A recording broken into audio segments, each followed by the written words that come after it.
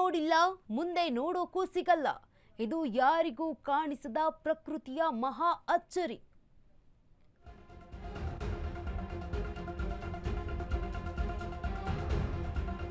ಸುಳ್ಳು ಹೇಳಿ ಭೂಮಿ ಕಬಳಿಸೋಕೆ ಇದು ಸಿದ್ಧಾರ್ಥ ಲೇಔಟ್ ಅಲ್ಲ. ಆರ್ಎಸ್ಎಸ್ ಬಗ್ಗೆ ಬಿಟ್ಟು ಬೇರೆ ಸಮಸ್ಯೆಗಳ ಕುರಿತು ಗಮನ ಕೊಡ್ಲಿ. ಗೃಹ ಸಚಿವ ಖರ್ಗೆ ವಿರುದ್ಧ ಪ್ರತಾಪ್ ಸಿಂಹ ಗುಡುಗು. ಆಂತರಿಕ ಸುರಕ್ಷತಾ ಬಗ್ಗೆ ಗೃಹ ಸಚಿವರಿಗೆ ಮಾಹಿತಿ ಇಲ್ಲ. ಅಕ್ರಮ ಬಾಂಗ್ಲಾದವರಿಗೆ ಕರ್ನಾಟಕ ಸುರಕ್ಷಿತ ಅನಿಸಿದೆ. ಕರ್ನಾಟಕದಲ್ಲಿ ನಮ್ಮ ಸರ್ಕಾರ ಇದೆ ಅಂತ ಬರ್ತಿದ್ದಾರೆ. ಗಂಟು ಮೂಟೆ ಕಟ್ಕೊಂಡು ಒಳಗೆ ನುಸುಳುತ್ತಿದ್ದಾರೆ. ಇದಕ್ಕೆ ಗೃಹ ಸಚಿವ ಪ್ರಿಯಾಂಕ್ ಖರ್ಗೆಯೇ ನೇರ ಕಾರಣ. ಅಕ್ರಮ ಬಾಂಗ್ಲಾ ಬಗ್ಗೆ ಕಾರ್ಯಕರ್ತರು ಮಾಹಿತಿ ಕೊಟ್ರೆ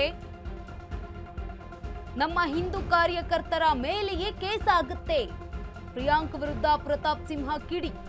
ಗೃಹ ಸಚಿವ ಪ್ರಿಯಾಂಕ್ ಖರ್ಗೆ ವಿರುದ್ಧ ಈಗ ಪ್ರತಾಪ್ ಸಿಂಹ ಕಿಡಿಕಾರಿದ್ದಾರೆ. ಸುಳ್ಳು ಹೇಳಿ ಭೂಮಿ ಕಬಳಿಸೋಕೆ ಸಿದ್ಧಾರ್ಥ ಟ್ರಸ್ಟ್ ಅಲ್ಲ. ಆರ್ಎಸ್ಎಸ್ ಬಗ್ಗೆ ಬಿಟ್ಟು ಬೇರೆ ಸಮಸ್ಯೆಗಳ ಕುರಿತು ಗಮನ ಕೊಡ್ಲಿ ಕಾಂಗ್ರೆಸ್ನವರು. ಗೃಹ ಸಚಿವ ಖರ್ಗೆ ವಿರುದ್ಧ ಈಗ ಪ್ರತಾಪ್ ಸಿಂಹ ಗುಡುಗಿದ್ದಾರೆ. ಆಂತರಿಕ ಸುರಕ್ಷತಾ ಬಗ್ಗೆ ಗೃಹ ಸಚಿವರಿಗೆ ಮಾಹಿತಿ ಇಲ್ಲ. ಅಕ್ರಮ ಬಾಂಗ್ಲಾದವರಿಗೆ ಕರ್ನಾಟಕ ಸುರಕ್ಷಿತ ಅನಿಸಿದೆ. ಕರ್ನಾಟಕದಲ್ಲಿ ನಮ್ಮ ಸರ್ಕಾರ ಇದೆ ಅಂತ ಅವರು ಬರ್ತಿದ್ದಾರೆ. ಗಂಟು ಮೂಟೆ ಕಟ್ಕೊಂಡು ಒಳಗೆ ನುಸುಳುತ್ತಿದ್ದಾರೆ. ಇದಕ್ಕೆ ಗೃಹ ಸಚಿವ ಪ್ರಿಯಾಂಕ್ ಖರ್ಗೆಯೇ ನೇರ ಕಾರಣ ಅಂತ ಆರೋಪ ಮಾಡಿದ್ದಾರೆ ಪ್ರತಾಪ್ ಸಿಂಹ. ಅಕ್ರಮ ಬಾಂಗ್ಲಾ ಬಗ್ಗೆ ಕಾರ್ಯಕರ್ತರು ಮಾಹಿತಿ ಕೊಟ್ರೆ ಅವರನ್ನೇ ಅರೆಸ್ಟ್ ಮಾಡ್ತಾರೆ, ಅವರ ಮೇಲೆ ಕೇಸ್ ಮಾಡ್ತಾರೆ ಅಂತ ಗುಡುಗಿದ್ದಾರೆ.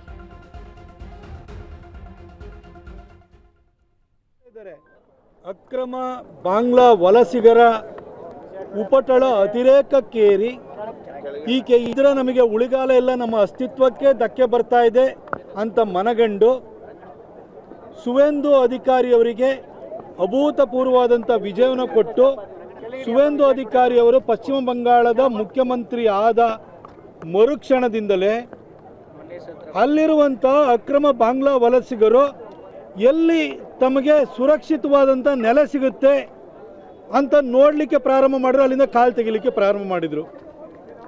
ಅವರಿಗೆ ಕಾಣಿಸ್ತಾ ಇರೋದು ಸಿದ್ದರಾಮಯ್ಯ ಇಲ್ಲದೇ ಇದ್ರೇನಂತೆ ನಮ್ಮನ್ನು ಬ್ರದರ್ಸ್ ಅಂತ ಕಾಣುವಂತಹ, ಆ ರೀತಿ ನಮ್ಮನ್ನು ಟ್ರೀಟ್ ಮಾಡುವಂತಹ ಡಿ ಕೆ ಶಿವಕುಮಾರ್ ಕರ್ನಾಟಕದ ಮುಖ್ಯಮಂತ್ರಿ ಆಗಿದ್ದಾರೆ. ಸದಾ RSSನ ದೂಷಣೆ ಮಾಡೋದನ್ನೇ ನಿತ್ಯ ಕಾಯಕ ಮಾಡಿಕೊಂಡಿರುವಂತಹ ಪ್ರಿಯಾಂಕ ಗೃಹ ಸಚಿವರಾಗಿದ್ದಾರೆ.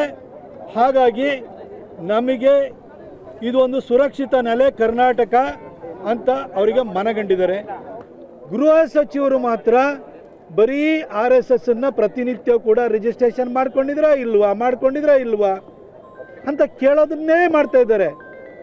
RSS ಅನ್ನೋದು ಯಾವುದೋ ಸಿದ್ಧಾರ್ಥ ಬುದ್ಧ ಟ್ರಸ್ಟ್ ಮಾಡಿಕೊಂಡು KDB ಜಾಗ ಹೊಡೆಯುವಂಥ ಉದ್ದೇಶಕ್ಕೋಸ್ಕರ ಸ್ಥಾಪನೆ ಆಗಿರುವಂಥ ಸಂಸ್ಥೆ ಅಲ್ಲ. ಅದಕ್ಕೆ ರಿಜಿಸ್ಟ್ರೇಷನ್ ಬೇಕಾಗುತ್ತೆ. 6 ಎಕರೆ KDB ಜಮೀನು ಹೊಡಿಬೇಕು ಅಂದರೆ ಅಂಥ ಸಂಸ್ಥೆಗಳು ರಿಜಿಸ್ಟ್ರೇಷನ್ ಮಾಡಿಕೊಂಡು ಸುಳ್ಳು ದಾಖಲೆಗಳನ್ನು ಕೊಟ್ಕೊಂಡು ಭೂಮಿಯನ್ನು ಪಡ್ಕೊಳ್ತಾರೆ. ಆದರೆ RSS ಇರೋದು ಸಮಾಜ ನಿರ್ಮಾಣಕ್ಕೆ ಬಂದಿರುವಂಥ ಸಂಸ್ಥೆ. ಆ ಸಂಸ್ಥೆಯನ್ನು ಟಾರ್ಗೆಟ್ ಮಾಡ್ಕೊಂಡು ಹೇಳುವಂಥ ಕೆಲಸ ಬಿಟ್ಟರೆ ಅವರು ಗೃಹ ಸಚಿವರಾದ ನಂತರ ಆಂತರಿಕ ಸುರಕ್ಷತೆ ಬಗ್ಗೆ ಯಾವುದೇ ಕ್ರಮವನ್ನು ಕೈಗೊಂಡಿಲ್ಲ. ಹಾಗಾಗಿ ನಿರಾತಂಕವಾಗಿ ಮೈಸೂರಿಗೆ ಅಕ್ರಮ ಬಾಂಗ್ಲಾ ವಲಸಿಗರು ಬರ್ತಾ ಇದ್ದಾರೆ.